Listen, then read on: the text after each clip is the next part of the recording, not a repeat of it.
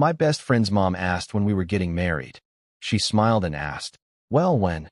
The question hit me so unexpectedly that I almost dropped the tray of coffee cups in my hands. It wasn't asked as a joke, and it wasn't followed by laughter.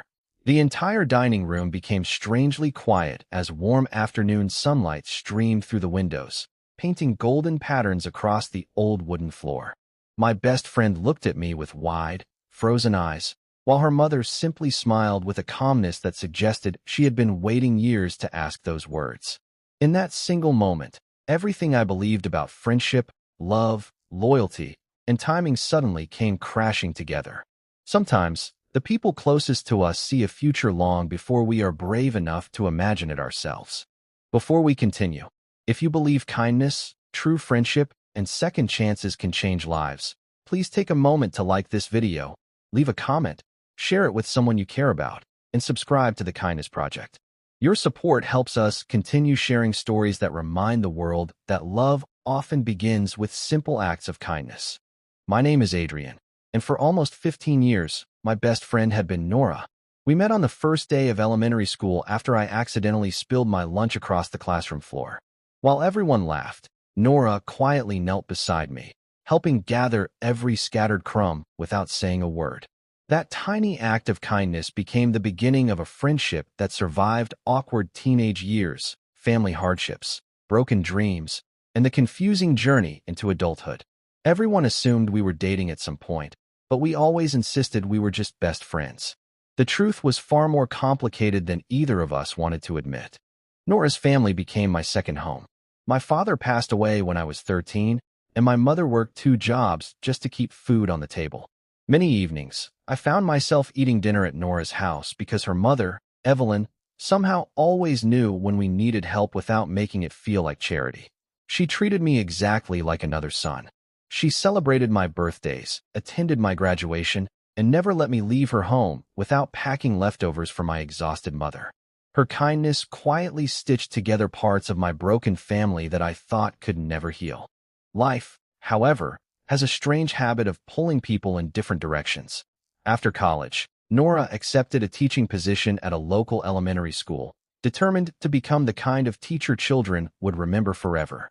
I started a small architecture firm with nothing but borrowed equipment, endless determination, and more fear than confidence.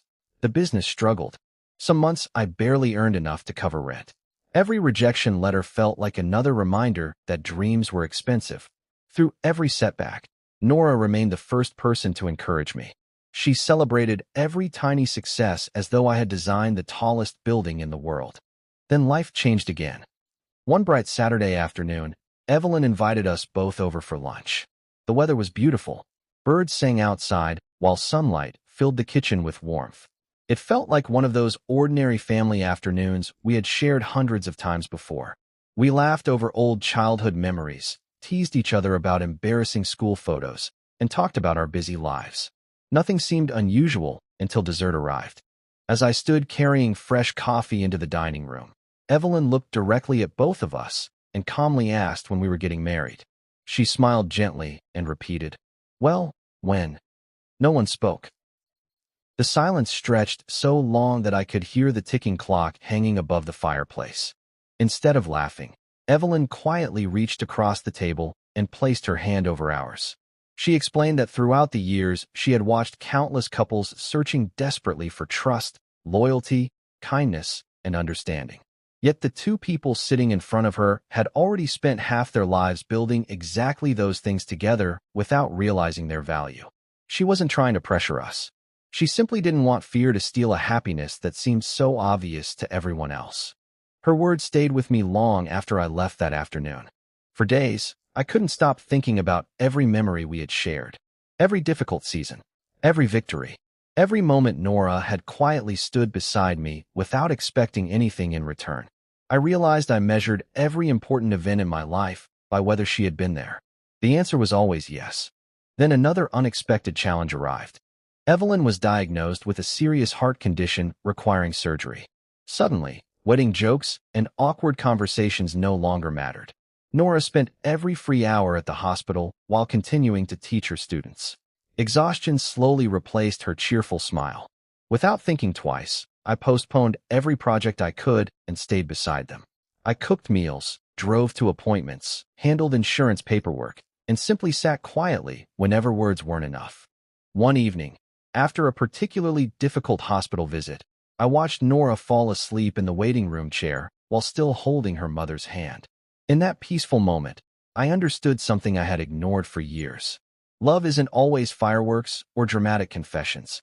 Sometimes love is showing up every single day, especially when life becomes difficult. Sometimes it's carrying someone else's burdens without keeping score.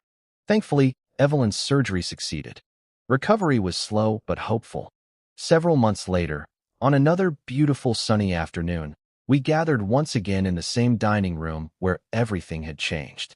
This time the atmosphere felt lighter. Laughter returned. The sunlight seemed brighter than ever. Before anyone else could speak, I stood, took a deep breath, and admitted the truth I had hidden for years. I confessed that somewhere between childhood lunches, late-night phone calls, family struggles, and countless ordinary days, my best friend had quietly become the love of my life. I explained that I hadn't realized it because I was too busy searching for extraordinary signs while overlooking the extraordinary person who had always been beside me. Tears filled Nora's eyes before a smile slowly appeared across her face. It wasn't the excited smile of someone surprised by a sudden confession. It was the peaceful smile of someone who had been carrying the same feelings with quiet patience, hoping that one day courage would arrive. Across the table, Evelyn smiled exactly as she had months before. Only this time, no one needed to ask the question again. Love had already answered it. Blue Heart special request. Before the story ends, comment below with just one word: forever. If you believe the strongest relationships are built on friendship first. Sometimes the greatest love story is not the one that begins with romance. Sometimes it begins with years of quiet kindness, unwavering loyalty, shared struggles, and ordinary moments that slowly become extraordinary. The people meant to stay in our lives often don't arrive as strangers. Sometimes they've been walking beside us all along, patiently waiting for us to finally see what was always there. And when that realization comes, it doesn't just change one life. It creates a future built on trust, compassion, and a love strong enough to last forever.